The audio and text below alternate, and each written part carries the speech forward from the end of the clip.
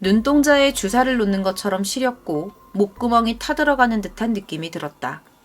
온몸이 불에 타는 것처럼 아팠다. 그녀는 1984년 12월 3일의 참사를 똑똑히 기억하고 있었습니다. 한밤중에 찾아온 죽음의 공포 앞에 그녀의 가족들은 속수무책으로 당할 수밖에 없었습니다. 탈 것이 없던 가족들은 필사적으로 거리를 내달렸지만 얼마 도망치지 못하고 발목을 잡히고 말았습니다. 가장 먼저 남편이 거리에 쓰러졌고 그녀는 정신을 잃을 때까지 5 아이들의 얼굴을 물로 닦아주었습니다. 의식을 잃어가던 그녀의 눈에 들어온 거리의 모습은 참혹했습니다. 수많은 사람들이 사지가 뒤틀리며 쓰러졌고 거리에는 피를 토하며 죽어가는 사람과 동물들로 가득했습니다. 날이 밝을 때까지 쓰러져 있던 그녀의 가족들은 의사에 의해 발견되어 트럭에 실려 병원으로 옮겨졌습니다. 넘어지면서 배를 다친 남편의 몸에서는 24시간 내내 소변이 흘러나왔고요. 이 일로 인해 그는 평생을 소변 주머니를 달고 살아야만 했습니다. 결국 그녀의 남편은 몇 년 뒤 방광암으로 숨을 거두었습니다. 영구적으로 폐가 손상된 큰아들은 피를 토하며 살다 92년 농약을 먹고 스스로 운명을 달리했습니다. 온몸이 수포로 뒤덮여 고통받던 둘째 아들은 96년에, 뇌 손상을 입은 막내 아들도 2013년에 끝내 사망했습니다. 2명의 딸이 살아남았지만 둘째 딸은 몸이 마비되어 지금도 걷지 못하고 있습니다. 30년이 넘는 시간 동안 그녀의 가족을 고통에 빠뜨린 모든 것이 시작된 그날 밤에 대체 무슨 일이 있었던 것일까요? 사건은 유니온 카바이드의 인도 보팔 공장에서 발생했습니다. 보팔은 인도의 지역 이름입니다. 미국에 본사를 두고 있는 다국적 화학기업이자 세계 3위의 기업이었던 유니온 카바이드는 보팔에 살충제 제조 공장을 건설했습니다. 이 보팔 지역은요, 인도 중앙에 위치해 있었기 때문에 교통 인프라가 잘 갖추어져 있었습니다. 그래서 그들은 이곳에서 생산된 살충제를 아시아 시장에 공급하려는 계획을 가지고 있었죠. 보팔 공장에는요, 메틸 이소시아네트, 이게 뭐냐면 농약 제조에 쓰이는 독성 화학 물질입니다. 이 메틸 이소시아네트를 3개의 저장 탱크에 나눠서 보관을 하고 있었다고 해요. 이 저장 탱크는요, 이중으로 된 스테인리스강 구조로 만들어져서 일부는 땅에 묻혀 있는 상태였습니다. 그런데 이 탱크에서 문제가 발생하게 된 겁니다. 사건이 시작되던 1984년 12월 2일 밤 10시 45분경에 저녁 근무조가 근무를 마치고 야간 근무조가 11시부터 공장의 관리를 맡았습니다. 이때부터 조금씩 이상한 현상들이 눈에 보이기 시작합니다. 저녁 근무조가 기록한 탱크의 압력이 10psi였는데 이것을 야간 근무조가 확인할 때에는 12psi로 상승해 있었고요. 밤 11시 반이 지날 무렵 몇몇 직원들의 눈에서 눈물이 나기 시작한 겁니다. 이는 공장 어딘가에 이미 MIC 가스, 아까 말씀드린 메틸 이소시아네트 가스의 약자예요. 이미 공장 어딘가에 MIC 가스가 유출되고 있다는 것을 의미했습니다. 곧바로 생산 보관 시설을 체크하기 시작한 직원들은 15m 상공의 배관에서 가스가 새는 것을 목격했고요. 상황을 작업반장에게 보고했습니다. 당황한 공장 측은 모든 안전대책을 총동원했지만 무엇 하나 제대로 효과를 보지 못했고 계속해서 시간만 흘러갔습니다. 사태는 점점 악화되고 있었죠. MIC 가스 유출을 인지한 지 1시간이 지난 12월 3일 0시 50분, 이미 탱크에는 균열이 발생했고요. 공장 내부의 가스 농도는 심각하게 높아지고 있었습니다. 결국 공장 측은 비상 사이렌을 울리고 모든 근로자에게 대피 명령을 내리게 됩니다. 당시에 야간 작업조로 근무했던 직원의 목격담이 있는데 한번 들어보겠습니다. 제가 당시에 그분이 했던 목격담을 읽어드리도록 할게요.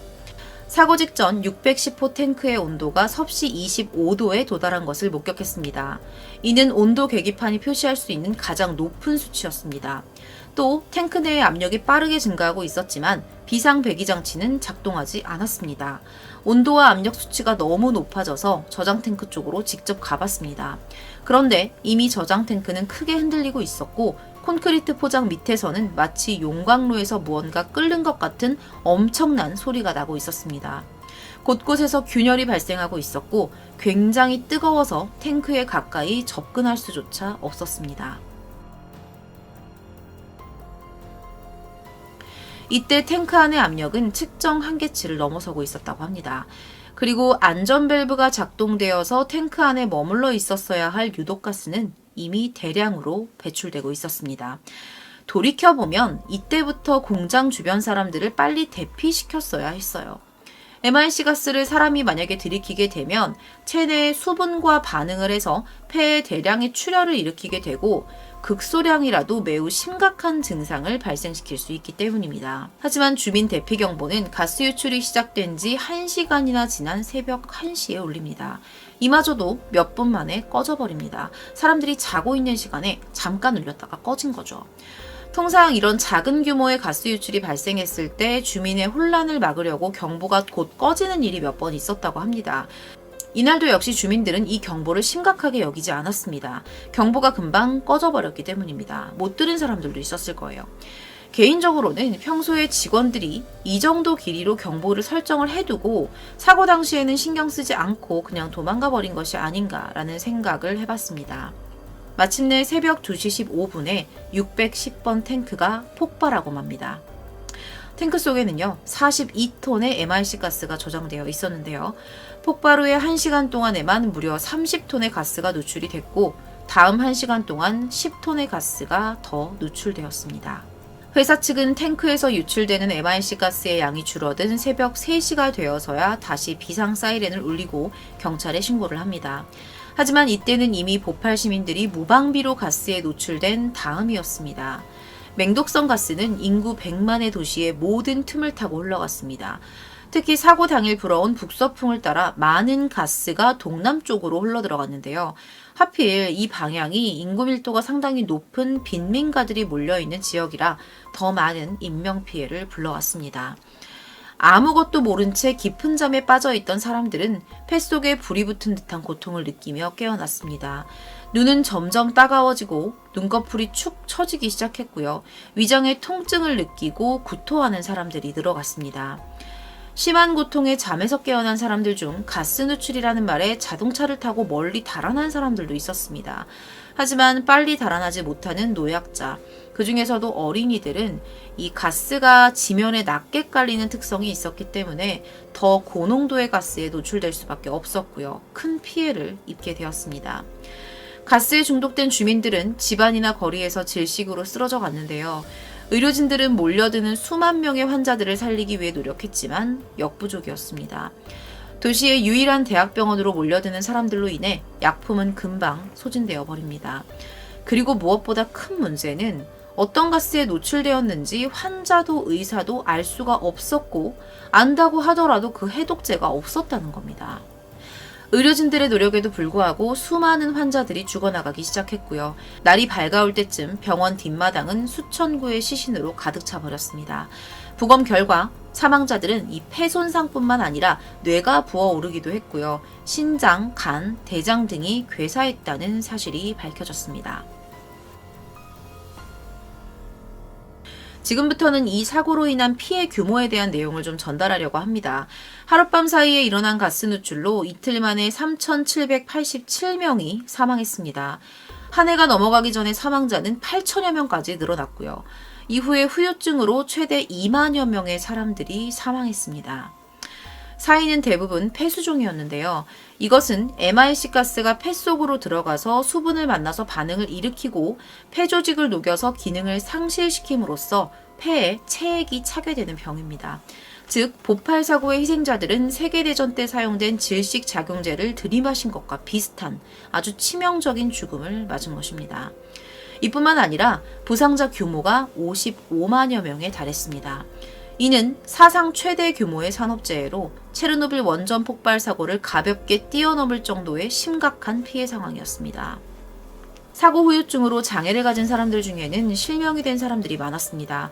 앞서 말씀드린 반응처럼 기체 상태의 MRC 가스가 눈물과 접촉을 하면서, 그러니까 수분과 만나면서 안구가 손상되어 버린 거죠.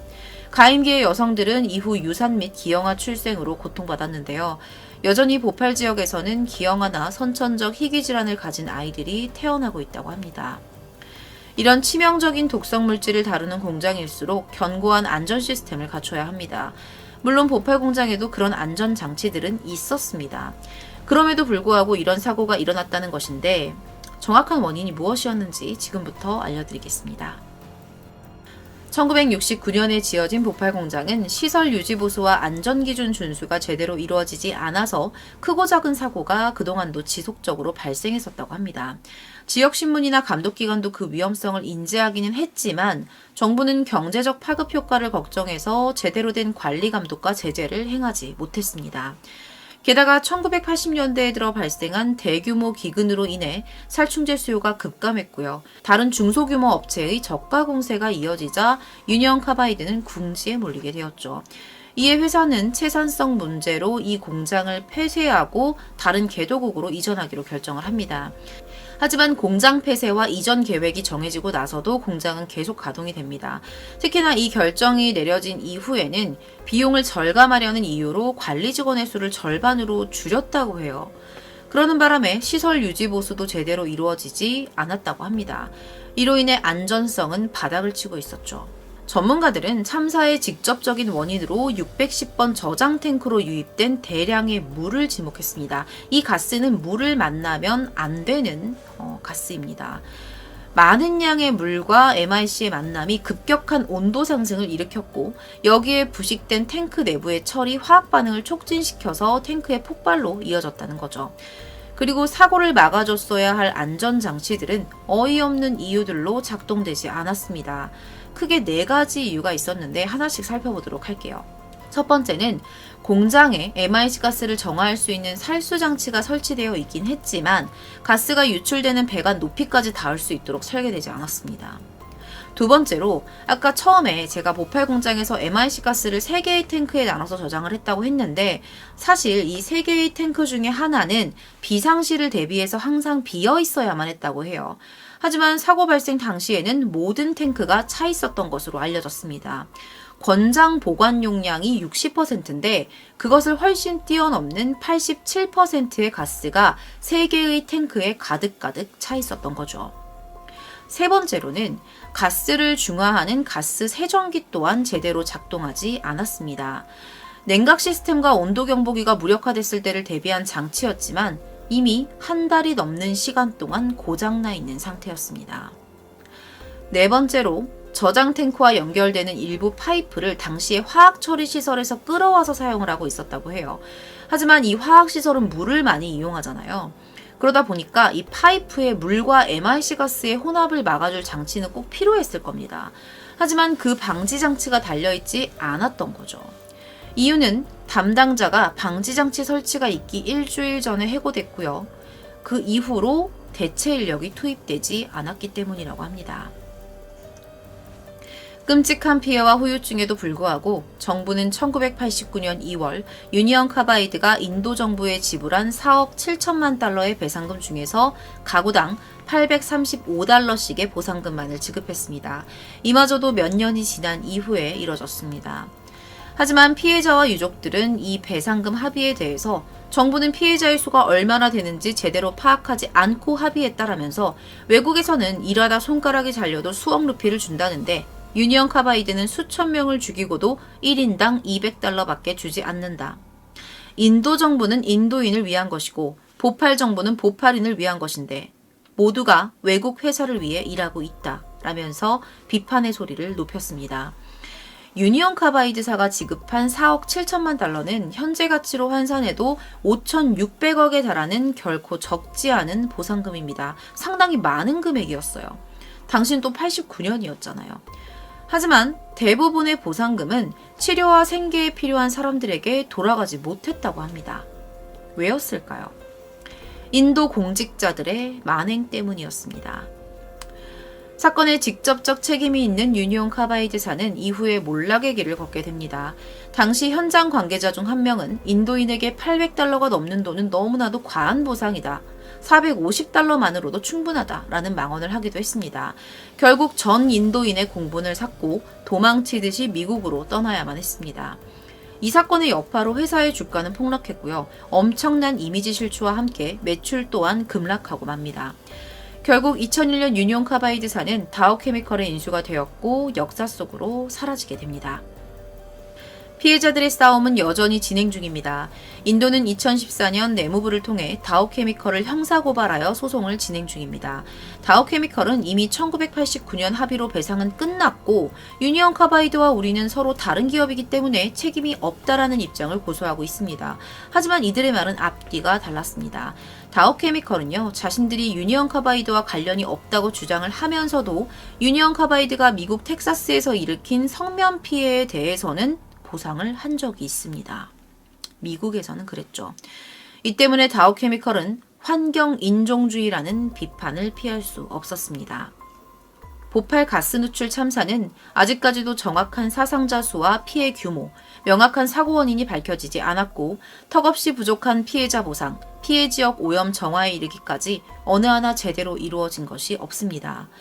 공장 건물은 참사 당시 모습 그대로 남겨져 숲으로 변해버렸습니다. 앙상한 속을 드러낸 공장은 벌겋게 녹이 슬어 마치 거대한 괴물의 뼈처럼 보이기도 하는데요. 가스가 누출됐다는 탱크의 굴뚝도 덩굴이 덮여서 원래의 모습을 찾기는 어렵습니다. 인도 정부가 사후에 처리한 것은 지하에 묻혀있던 가스탱크 3대를 폐기해서 지상으로 꺼내놓은 것이 전부였고요. 공장 주변 31만 제곱미터의 땅은 오염된 지역 그대로 여전히 사람들이 거주하고 있습니다. 때문에 보팔 참사는 여전히 진행 중입니다. 오늘 준비한 컨텐츠는 20세기 최악의 산업재해로 불리는 인도 보팔 가스 누출 사건이었습니다. 시청해주셔서 감사합니다.